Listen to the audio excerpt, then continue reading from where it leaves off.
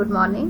Today we'll be doing the topic Pakistan. Pakistan, officially the Islamic Republic of Pakistan, is a country in South Asia. It is the world's fifth most populous country. Pakistan has a coastline along the Arabian Sea and Gulf of Oman in south and is bordered by India to the east, Afghanistan to the west, Iran to southwest, and China to northeast. It is separated narrowly from Tajikistan by Afghanistan's Wakhan corridor in the northwest and also shares a maritime border with Oman. So you can view the map of Pakistan here, and you can also see the subdivisions of Pakistan. The politics of Pakistan has to take place within the framework established by the constitution. The country is a federal parliamentary republic in which the provincial governments enjoy autonomy and residuary powers. Executive powers is vested with the national cabinet, which is to be headed by Prime Minister, who works coherently along the bicameral parliament and the judiciary. Over the time, we have seen the subordination of military to democracy in Pakistan. When we talk about democracy, a customary imperative in any democracy is a form of government where not only is the military involvement in politics non-existing, but an elected civilian government has meaningful authority and control over policy making at national level in all the spheres. But in Pakistan, to the contrary, it has either been a total military control for over 30 years of martial law or civilian rule where control has actually been with the military from 1998 to 1999, or mix of an overt and covert control over the selective domains like national security and foreign policy from 2008 to 2017. Since national security in its essence includes multiple facts, this selective control has gradually creeped into the governance and politics as well. Let us look into this cartoon where you can see the Prime Minister of Pakistan is trying to play the game, that is signified with trying to run the government. But who is not allowing to run the government? The military general. So during the last 50 years, there never was a Prime Minister of Pakistan who could actually act against the will of the powerful military. If the Bhutto clan or the Nawaz clan had won the 2018 election, they would had similar restrictions on foreign policy and administration as Imran Khan now. Another newspaper article, you can see here the clipping here. The heading says Pakistan has been named as Nuclear Armed Islamic Republic, where the leader of the nation, the Prime Minister, has been categorized as unpredictable.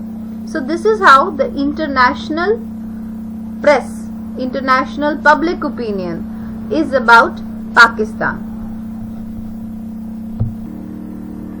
Pakistan was created during the partition of India as a Muslim majority region. It is ethnically and linguistically diverse country with similar diverse geography and wildlife. Now let us look into the military and democracy in Pakistan.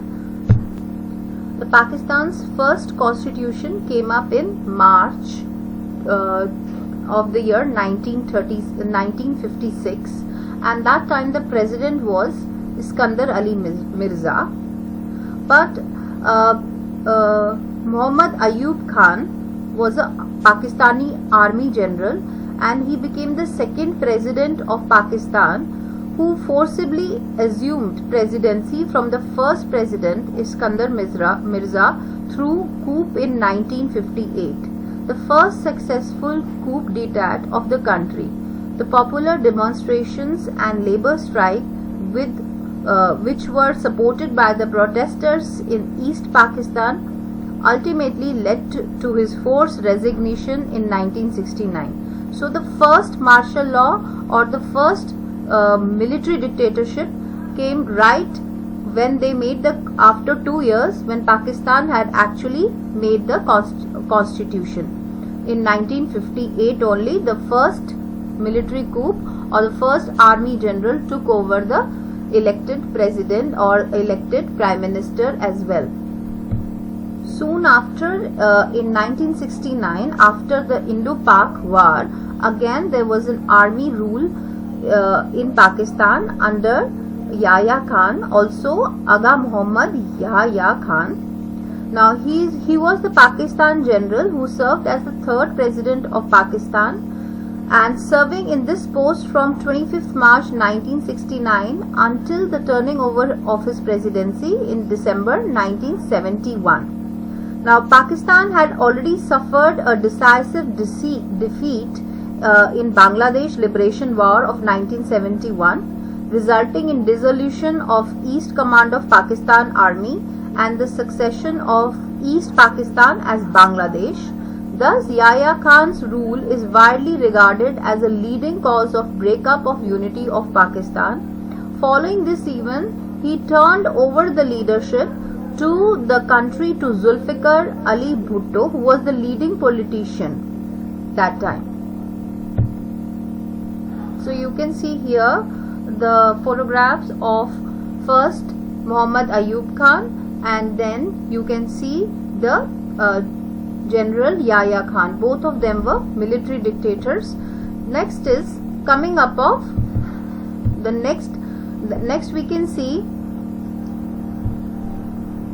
that Zulfikar Ali Bhutto was became the prime minister, and again in the second general election a third martial law came up under Ziaul Haq.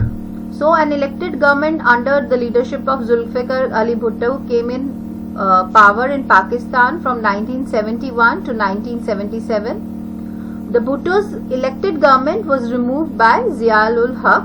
Ziaul Haq actually faced a pro-democracy movement from 1982 onwards, and an elected democratic government was established once again in 1988 under the leadership of Benazir Bhutto.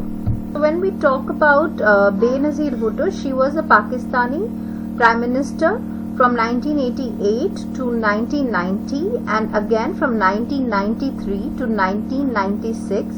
She was the first woman to head a democratic government in a Muslim majority nation. Ideologically, she was liberal and secular, and she chaired and co-chaired the Pakistan's People's Party, that is PPP, from early 1980s until her assassination in 2007. So in the 7th general election of Pakistan in 1997, the Prime Minister of Pakistan was Nawaz Sharif. He was from the party PMLN, that is Pakistan Muslim League N, and was elected in 1997 and served until he was removed in 1999 by again a military takeover only. So let us look into the parties, two major political parties here of Pakistan.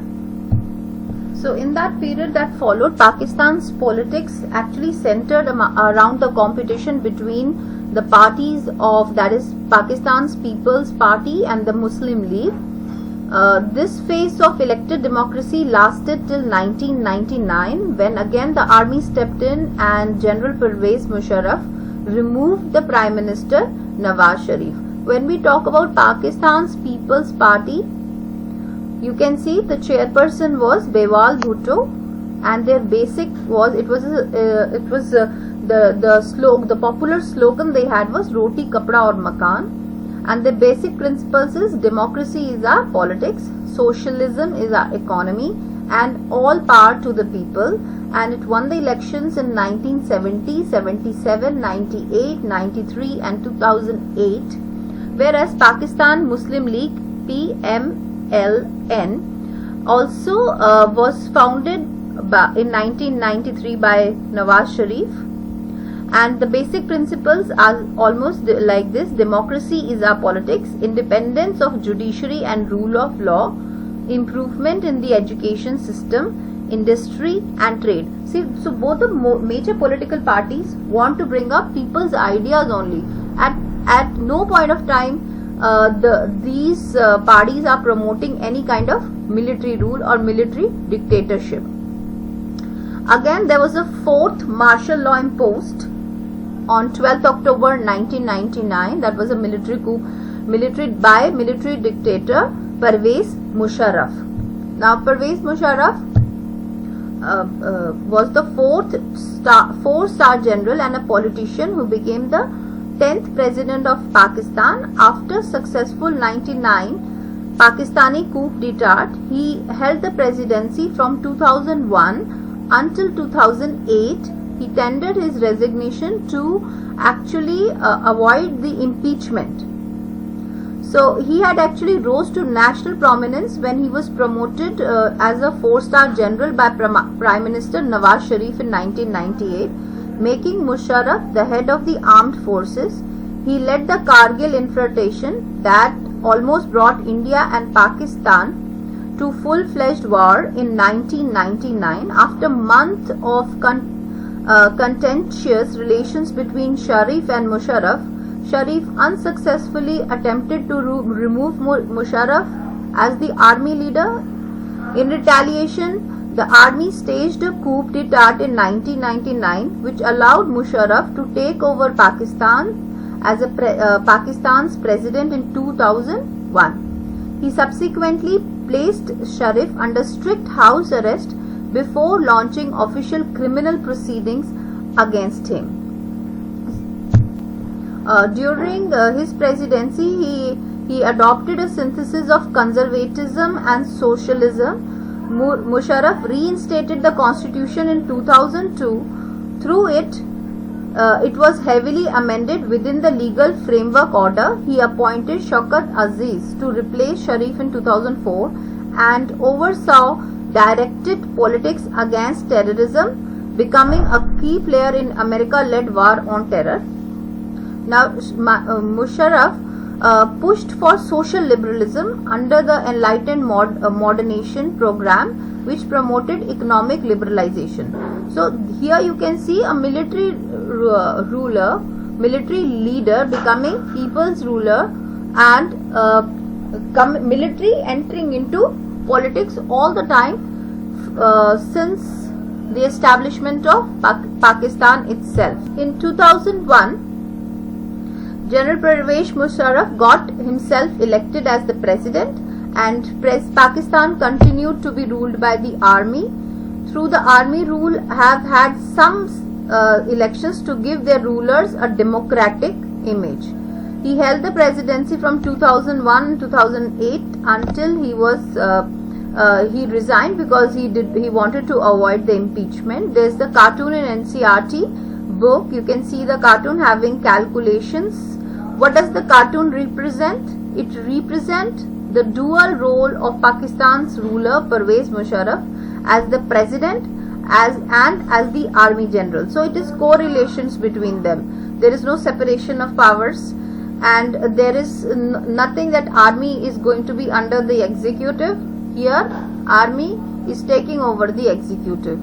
Now, second question is, what does the equation speak about? This equation speaks about domination of one person's military more rather than only president.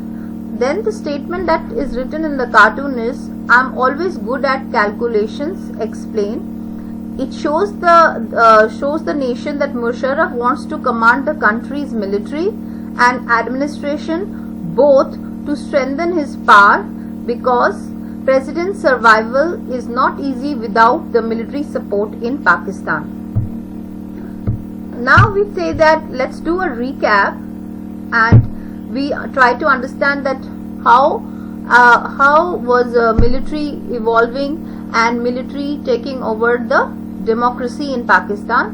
The first was General Ayub Khan took over the administration of Pakistan after adopting the first constitution, and Ayub Khan gave up the office due to popular dissatisfaction. The second was military takeover again under General Yahya Khan in 1971 and at the same time the Bangladesh crisis also took place, and there was a separate country, Bangladesh, that came with the help of India. In 1977 the Bhutto government was removed by General Zia-ul Haq.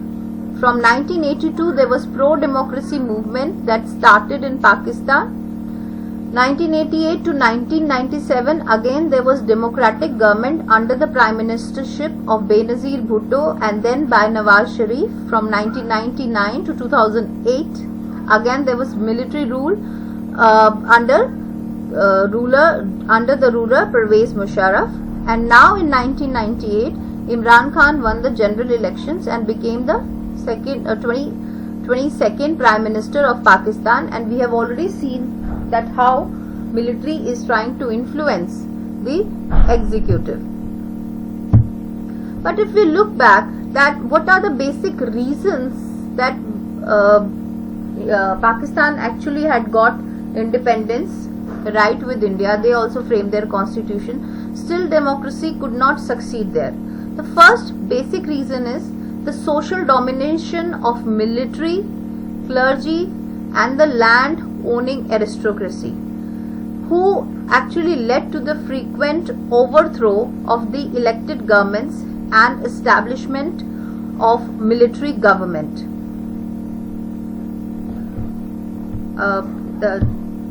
The second reason being Pakistan's conflict with India has made the pro-military group more powerful. These groups in Pakistan are flawed, that Pakistan's security would be harmed by selfish-minded parties and chaotic democracy, and thus the army's staying power is therefore justified. So whenever there is any kind of foreign relations or foreign talk or anything, you can always see the elected representative having very little say, and always the military is having lot of power and lot of say there. Thirdly, the lack of genuine international support for democratic rule in Pakistan has further encouraged the military to continue its dominance.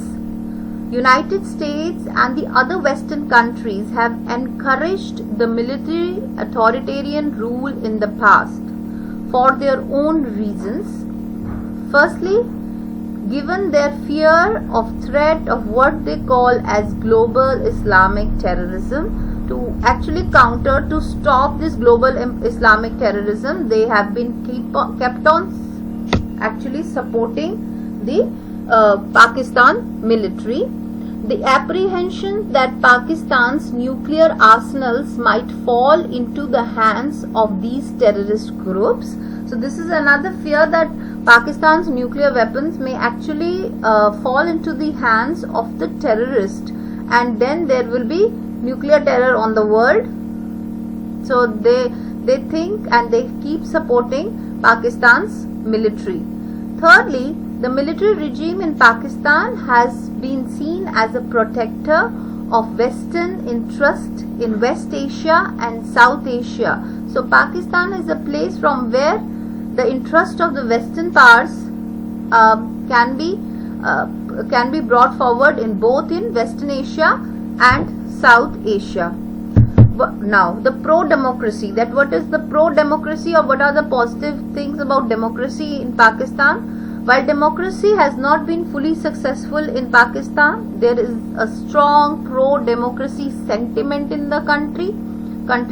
People of the citizens want their country to be run by rule of law, by the constitution. They should be having fundamental rights. There should be freedom of speech and expression. And Pakistan has a very courageous and relatively free press and a strong human rights movement. These are the things that still keep democracy running in Pakistan despite so many military rules that have been coming over and over the years.